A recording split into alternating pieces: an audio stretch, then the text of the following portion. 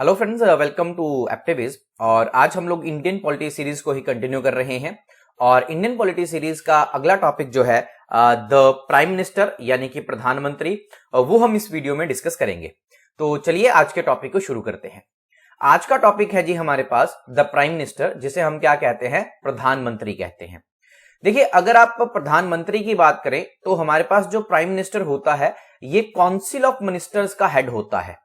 अब अगर आपको बात की जाए काउंसिल ऑफ मिनिस्टर्स की, तो काउंसिल ऑफ मिनिस्टर में तीन तरह के मिनिस्टर आते हैं। सबसे पहले कैबिनेट मिनिस्टर्स आते हैं, उसके बाद मिनिस्टर्स ऑफ स्टेट आते हैं, एंड देन आपके पास डिप्टी मिनिस्टर्स आते हैं।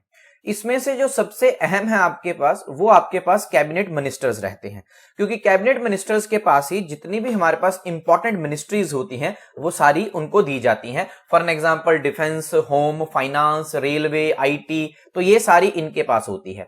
अब काउंसिल ऑफ मिनिस्टर्स में ये सभी मिनिस्टर्स हमारे पास आते हैं और जो प्राइम मिनिस्टर होता है ये इस काउंसिल ऑफ मिनिस्टर का क्या है जी, हेड है। कौन? पीएम। देखिए, होता ऐसा है कि जिस तरह से अगर हम लोकसभा की बात करें तो लोकसभा में जो मैजिकल नंबर है दैट इज 272, यानी कि 272 से ज्यादा सीटें चाहिए। तो जितने भी एमपी हैं वो सभी एमपी, जो जीते हुए एमपी है, वो सभी जाके लोकसभा में बैठेंगे और लोकसभा में वो अपने में से जो उनका सबसे खास या सबसे चहेता या जो सबसे पॉपुलर होगा उसे वो अपना लीडर बनाएंगे। तो जो भी लोकसभा में उनका लीडर बनेगा वो कहलाता है हमारे पास कौन? प्राइम मिनिस्टर, यानी कि PM. Right now next point देखिए, इसकी अपॉइंटमेंट, यानी कि हमारे पास प्राइम मिनिस्टर की नियुक्ति कौन करता है। तो अगर प्राइम मिनिस्टर की नियुक्ति की बात की जाए, अपॉइंटमेंट की बात की जाए, तो ये अपॉइंट कौन करते हैं? प्रेसिडेंट अपॉइंट करता है। मैंने आपको बताया पहले लोकसभा के जितने भी आपके पास एमपी होंगे वो अपनी सहमति प्रकट करेंगे किसी एक पर्सन के लिए, तो वो इस एक पर्सन को फिर बाद में प्रेसिडेंट जो है क्या करेगा? नियुक्त करेगा। Basically this is the leader of the majority party इन लोकसभा। जैसे मैंने अभी आपके साथ डिस्कस किया कि ये मेजॉरिटी पार्टी लोकसभा का क्या है? लीडर होता है। नेक्स्ट, क्वालिफिकेशन क्या होनी चाहिए? He must be an MP, वो एक एमपी होना चाहिए। Must get himself herself elected to Lok Sabha if he shows he is और she is not elected earlier. अब इस पॉइंट का क्या मतलब है? देखिए, पॉइंट नंबर सेकंड को समझते हैं।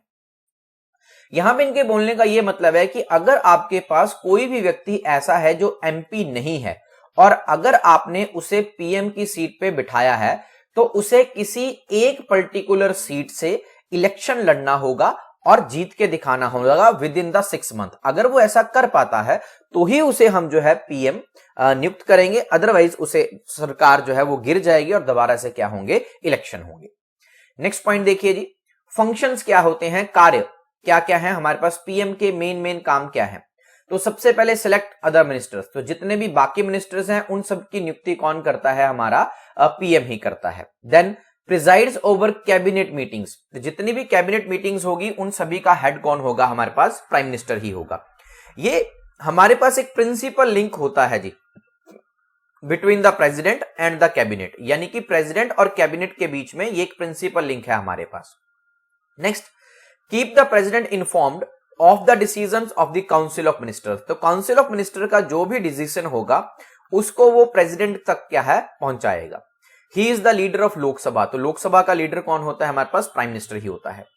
Chief spoke person of the government, तो हमारे पास जो रनिंग गवर्नमेंट है उसका चीफ स्पोक पर्सन हमारे पास कौन होता है? पीएम ही होता है। He is the ex officio chairman of planning commission, planning commission का ex officio chairman. NITI Aayog और NDC, national developing institution, national developing council, इन सभी का हमारे पास क्या है? ये एक्स ऑफिसो चेयरमैन होता है। कौन? पीएम। नेक्स्ट, आगे चलते हैं। अगर टर्म की बात करें तो 5 साल का इनका टेन्योर होता है और ये क्या है? रीअपॉइंट हो सकते हैं। अगर दोबारा उनकी सरकार जीतती है इलेक्शन तो उनको हम दोबारा पीएम के पद पे नियुक्त कर देते हैं। इनॉल्मेंट या वेतन की अगर बात करें तो इस टाइम पे जो एक एमपी का वेतन है दैट इज 1,60,000 पर मंथ, और allowances plus free residence, free travel and medical facility.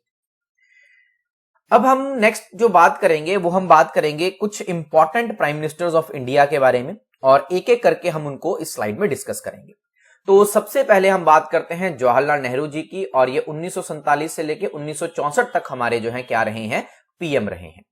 देखिए, अगर इनकी बात करें तो ये फर्स्ट प्राइम मिनिस्टर थे हमारे पास और सबसे लंबे समय तक अगर प्राइम मिनिस्टर रहा है कोई तो यही रहे हैं 16 साल तक। सर्व्ड पीएम फॉर 4 टाइम, यानी कि 4 बार ये हमारे पास क्या रहे हैं, पीएम रहे हैं। और डाई इन हार्नेस, डाई इन हार्नेस का मतलब होता है कि अपने शासनकाल के दौरान इनकी मृत्यु हो गई थी 1964 के अंदर। इन्हें हम आर्किटेक्ट ऑफ मॉडर्न इंडिया के नाम से भी जानते हैं। He is known as architect of modern India. इनकी जो बर्थ एनिवर्सरी है वो 14 नवंबर 1889 ये इनका डेट ऑफ बर्थ है, लेकिन 14 नवंबर को हम एक डे सेलिब्रेट करते हैं, दैट इज मोस्ट इंपॉर्टेंट, क्या, चिल्ड्रन डे। और हर साल इस तारीख को हम चिल्ड्रन डे जो है सेलिब्रेट करते हैं। इनके हाउस की अगर बात करें तो आनंद भवन इलाहाबाद के अंदर इनका हाउस था। अभी उसको हमने नेशनल म्यूजियम के रूप में इन्होंने गवर्नमेंट ऑफ इंडिया को उसे समर्पित कर दिया है।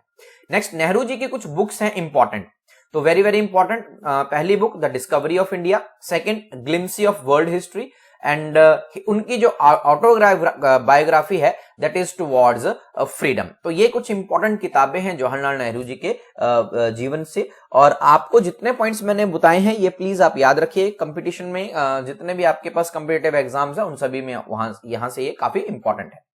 नेक्स्ट देखिए जी, सेकंड अगर हम बात करें तो second is your Gulzari Lal Nanda, और ये सेकंड पीएम है हमारे पास, और फर्स्ट एक्टिंग पीएम थे। तो ये बड़ा इंपॉर्टेंट क्वेश्चन है कि who is the first acting PM of India. तो acting PM of India first is Gulzari Lal Nanda ji. Only person who served twice as PM for 13 days each. एकमात्र ऐसे व्यक्ति हैं जो 2 बार आपके पीएम बचे हैं 13-13 दिनों के लिए हर बार। नेक्स्ट पॉइंट पे आइए जी। नेक्स्ट अगर हम बात करें, next is your Lal Bahadur Shastri ji.